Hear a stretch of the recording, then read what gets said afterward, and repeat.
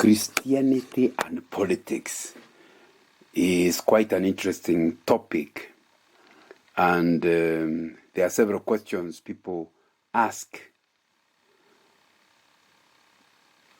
Is it that Christians should keep off from politics? Like water and oil, the two should never mix? If so, what biblical foundation would you base such a teaching on? And I think you don't have to go very far before you realize that the Bible is full of people that were involved in governance and politics. Whether you talk about Daniel, he was actually involved in politics in a non-Christian environment, and yet God used him. Whether you talk about the book of Acts, talking about the Roman politics, and yet God is saying that even the Roman governance was still they are serving him, and yet they were colonialists. So to actually start thinking that people will not be involved in politics, you have real problems having biblical foundation.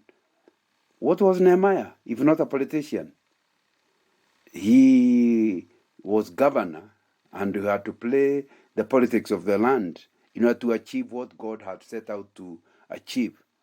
I think it's very clear then that not all of us can be involved in politics. Some of us may be called to politics, just like not all of us are teachers, not all of us are engineers. But there will be Christians who have been called, their calling is in politics. But how can you be in politics without ending up doing what people call dirty politics? Because people say politics is dirty. Of course it's not politics that's dirty. It's the people who practice it in a dirty way. So politics itself is innocent. It is how you do it that will make the difference. But let's ask the question, how can you run political life in such a way that you do not end up failing to walk with the Lord, failing to honor God, and backsliding?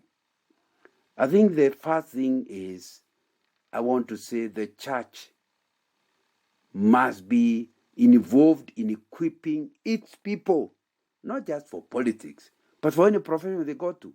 That's why we come on Sunday. The ministry of professionals is not done in church. It is done at work. But we come to church in order to be equipped. And it's the work of pastors to equip congregants for political life, or any other profession. Just look at Ephesians chapter 4. Verse 11 says, "So Christ himself gave the apostles, the evangelists, the pastors, and teachers to equip his people for works of service, so the body of Christ may be built up." In the King James Version, it says that God gave apostles to equip his people for the work of ministry. In NIV, it's called the work of service. What does that tell you? The ministry is not the work of pastors. Ministry is the work of professionals. But it's the work of pastors to equip the professionals to do the work of ministry. Of course, I have to be quick here to say, if you become a pastor, then politics is not yours. You already have your profession. Don't be both a pastor and a politician. That will have a problem. You can equip people to do various things, engineering, whatever, but you're not an engineer yourself. Similarly, a pastor is not a politician. If you want to enter into politics, just resign your job as a pastor, and then you can now go into politics. Because you see, if you are going to join political systems, it means, especially in democracy, you must take a side. Unfortunately, your church is made up of people who support either of the parties. The church is not a political party. So among your congregants will be people who support political party A and others who support political party B. And they are all your party, they are all your congregants. And because we learned that a lot of politics is a matter of opinion, and it's okay to differ on opinion, it's okay for people in the same church going to heaven to actually differ on political persuasions, because it depends on who do you think, which party do you think best can achieve the welfare of the society you belong to. And we don't have to agree, and there's nothing wrong with both of us not agreeing on which political party, because that's an opinion. It's not a fact. It's an opinion, and your opinion doesn't have to agree with mine. If that is true, then we need to allow our pastor to rise above that, so that for him, at the pulpit, he must be very careful that he doesn't say anything that makes him side with the political party A, and so everybody in the church start thinking, wow, the pastor cannot help me. Let me tell you, the moment the elections will be over, remember, democracy by its very nature, it divides. So some will win, some will lose. Sometimes the kind of investment people have put in the political campaign is such that the disappointment brings them to depression. It is the responsibility of the pastor to counsel and comfort the losers. My friend, if people know that you are side won, and you have been campaigning for your side to win at one, how can you come pretending to comfort me? I will not even accept. That's why I keep telling, the moment a pastor takes sides, even if he doesn't resign officially, he has already resigned from his work. You cannot be fully a pastor the moment you're on one side, because then you cannot help the other side. And that's why the best thing is to resign if you want to take part in partisan politics. But remember, we are not suggesting that the church will play no role in politics. We are saying the church will equip people. How do they equip them? Number one, by telling them why they should get involved in voting. Number two, telling them what to look for in a political party, what to look for in a member of the county assembly, what to look for in a national member of parliament. It is in the Bible, so you should be teaching it, that these are the kind of leaders we should be electing.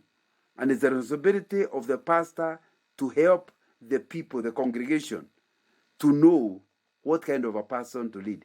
But they must come short of naming the person, because it is my opinion that will determine. If you tell me what to look for, I might not arrive at the same person with you.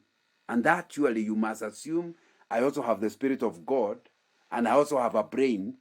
Leave me to decide. Do not, unless you are chaotic, you're a pastor who is a chaotic pastor. You must know your people don't have to agree with you on every point.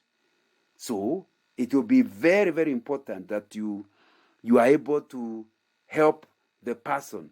So, but here I'm saying, for politicians to walk with the Lord well in their politics, they are required to be equipped by the pastor. But we are saying that pastor who can equip politicians must be the one who is so independent-minded that politicians feel free with him, and they know very well that whether he succeeds or fails, that they are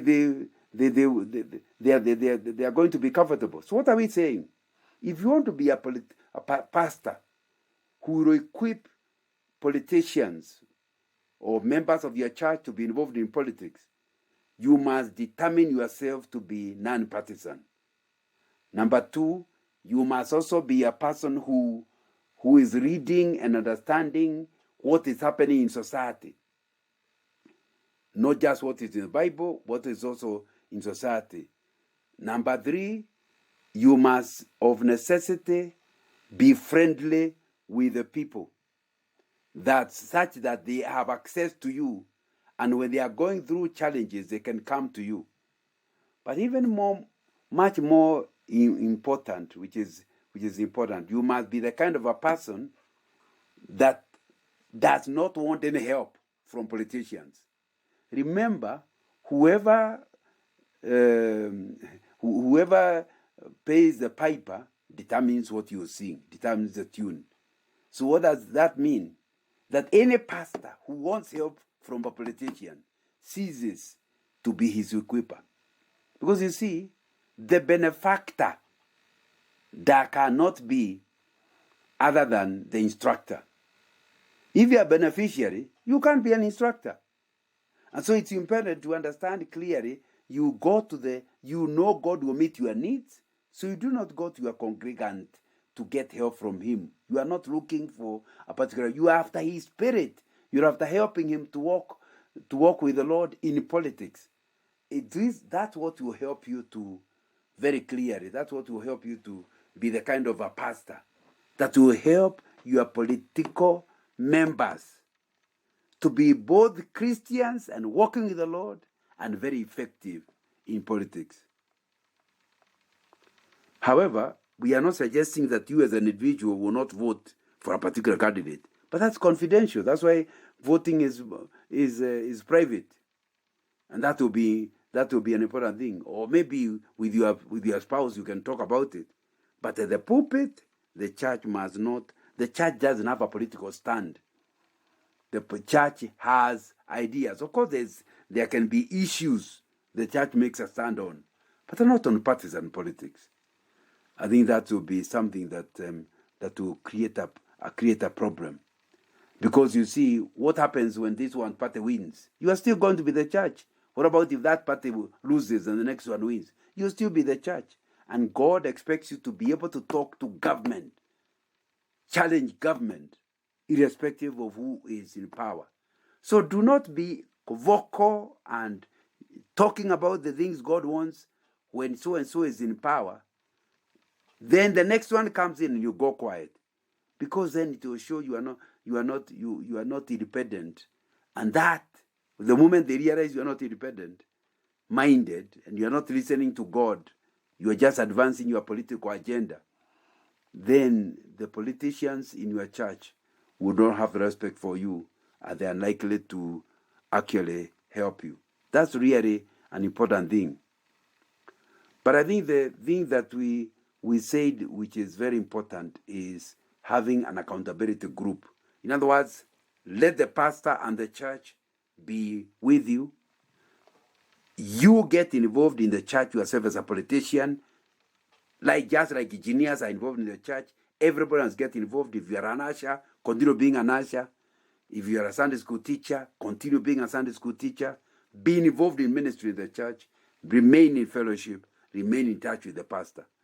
That will certainly be something that helps. But in addition to that, have a group of Christians. They don't necessarily all of them have to come from a particular denomination, but people who we said are people committed to you. Number one, they are your friends. They desire the best for you. Number two, they understand the needs of the nation, and so can challenge you in meeting those needs. Number three, they love you more than they fear you. Because you see, once you may have started with me, but now you're a big guy. If I start respecting you to the extent that I cannot confront you on your mistakes, I'm not in that accountability group. I'm not helping you. An accountability group needs to have people who love you more than they fear you. Because they love you, they don't want you to go to hell. They don't want you to destroy your life. So they'll stand their ground, even if you claim you confront them and say, I'm going to jail you. They are willing to go to jail for your sake, so that they do not end up, you don't get up lost. Those are the friends you need.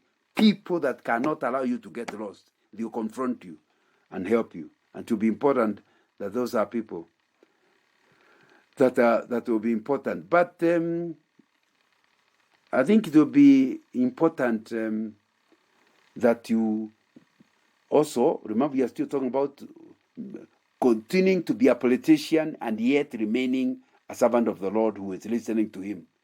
We also say, don't become desperate to remain in politics.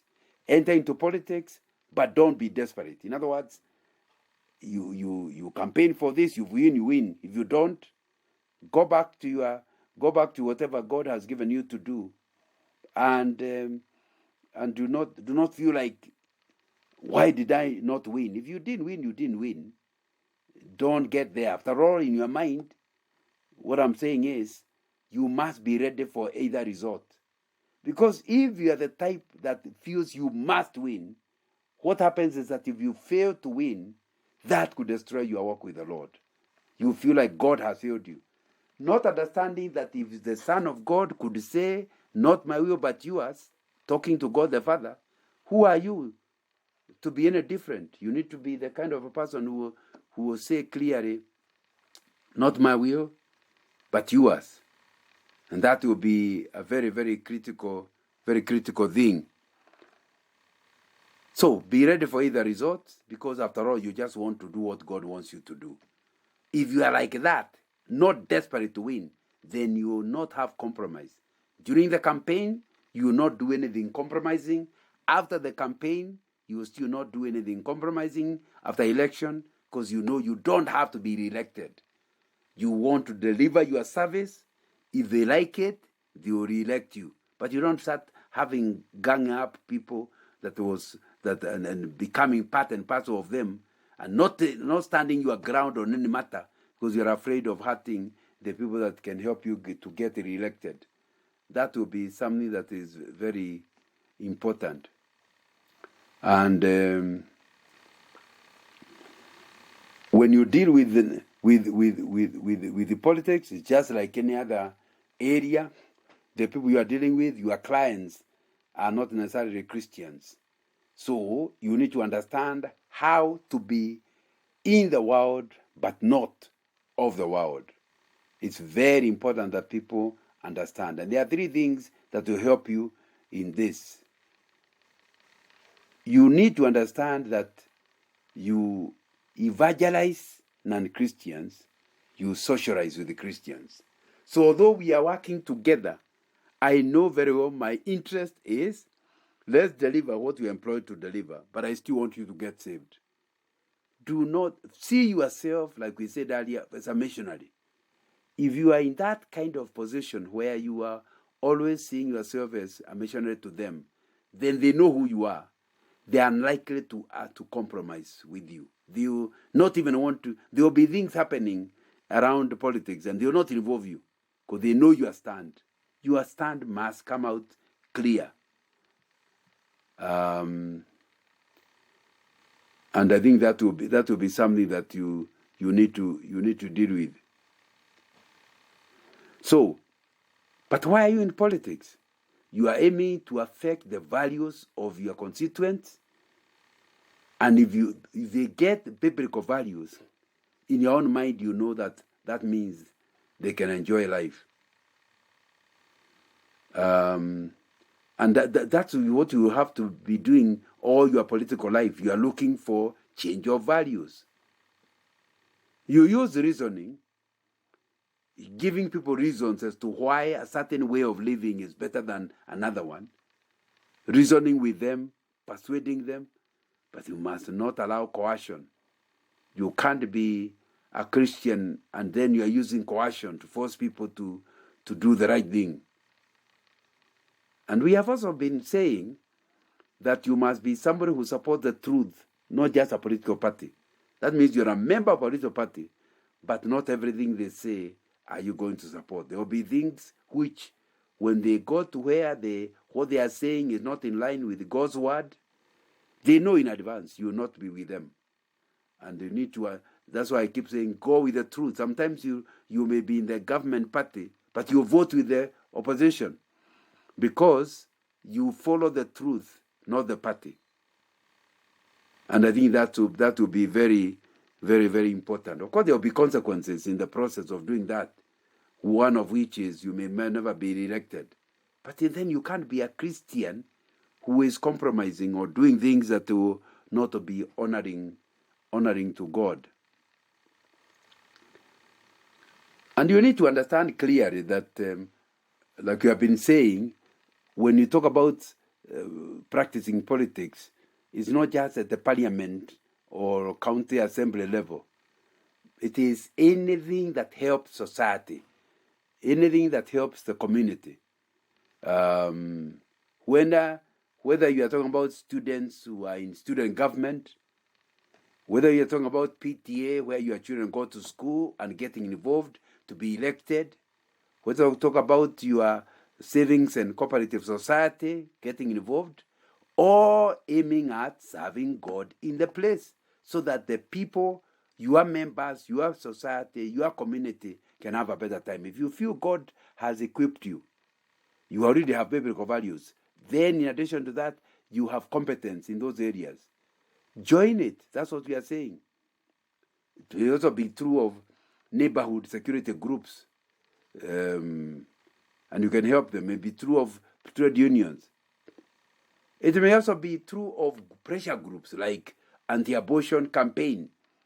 It requires a lot of political acumen, and those are the things you need. You have values, do you also have competence? Then you need to get involved in those things.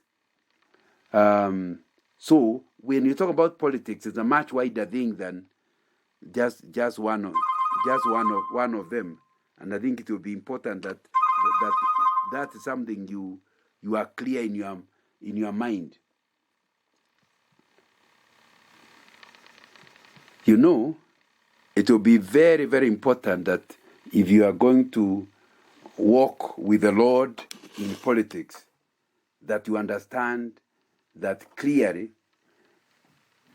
number one, that God has called you to it, that what you are doing you feel is God's call, and that He wants you to be involved in it. If you know what you are doing, you are listening to God, like you have been saying, then you need to understand that you have to get into detail at every point of the way to seek, what does God want with my life? And that will be important. And then you ask yourself, if Jesus was a politician, what would He do on this matter? And you do not do something that Jesus would not do. That's what we are talking about, a Christian. To be successful in politics, I think it will be very, very, very important that you that you are involved, that you stand your ground. You see, the Christian worldview is needed in every area, and you need to go into it. So religion and politics, or Christianity and politics, are not going different directions. God sent us to go into the world, go into the political arena, and therefore, whatever it is you are doing, you have to get involved in the things that your neighbors are involved in. And because you love your neighbor and love your society, if you are the one equipped with ways of helping your group, why would you refuse? I think it will be very, very important that you are that you do what needs to be done, and it will be very, very important that you walk with the Lord in the details of your life, and do not backslide because of the challenges. You know, sometimes we create the impression that those in politics are in a place that is difficult to be. All people who are Christians, I think you need to understand clearly they will have challenges. Because the people around you, your subordinates, I think they may not have your values. And if they can't value what you value, there will be problems. But you don't run away from it. You stay there. And God helps you into it. So I think it will be very, very important to understand clearly that that it will not be right for you to run away from it.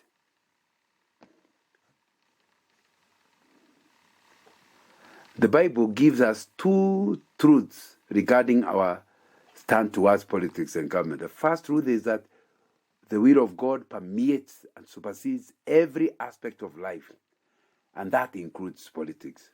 It's God's will that takes precedence over everything and everyone. So, God's plans and purposes are the ones to be fixed in every area of your life. I think you need then to understand, if that be the truth, it will be important. However, what we are against is an addiction to politics, where you feel you must be there, and you need to be careful, because if you feel like you must win by every means, then there is a great possibility that you are going to be obsessed with it, and then you are going to end up doing things that are not right, just so that you can sustain your politics. And I think that will be something that you have to think about, and it will be important. However, like I've been saying, it will be important to understand that because you are with non-Christians, the possibility that you can backslide